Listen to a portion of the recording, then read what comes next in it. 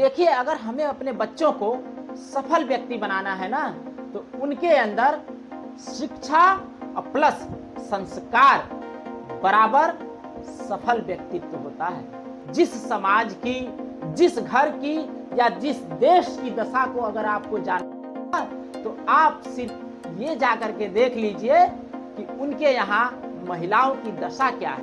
हाँ दोस्त, आइए हम लोग आज बात कर लेते हैं शिक्षा की।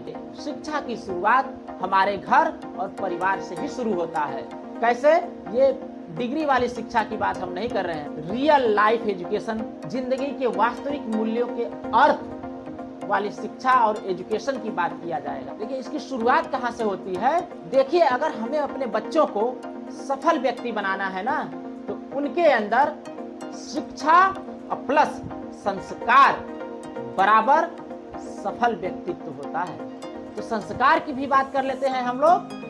तो संस्कार बराबर माता पिता का आचरण और प्लस उनका व्यवहार बराबर आपके बच्चों का संस्कार।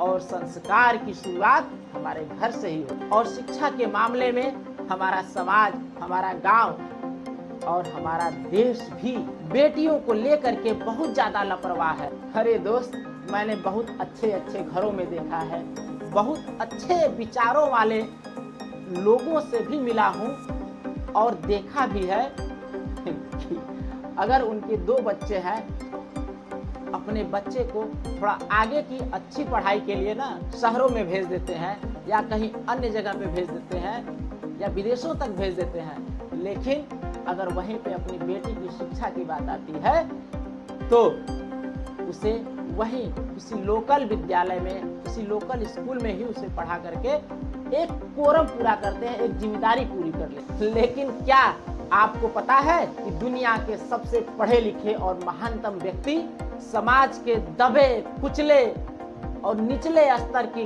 गरीब और महिलाओं को समानता का अधिकार दिलाने वाले बाबा भीमराव अंबेडकर ने कहा था, जिस समाज की, जिस घर की या जिस देश की दशा को अगर आपको जाननी है ना, तो आप सिर्फ ये जाकर के देख लीजिए कि उनके यहाँ महिलाओं की दशा क्या है। महिलाओं की दशा शिक्षा और व्यवस्था के लिए हमारे देश के महात्मा कहे जाने वाले ज्योतिबा बाई फुले ने किस तरह से संघर्ष करके, जब हमारे देश में अंग्रेजों का शासन था, गरीबी अपने चरम पे थी, भूखमरी थी, लोगों को खाने के लिए अनाज नहीं हुआ करते थे, महिलाओं की दशा ना और भी ज्यादा खराब थी, बिल्कुल दयनीय स्थिति में थी।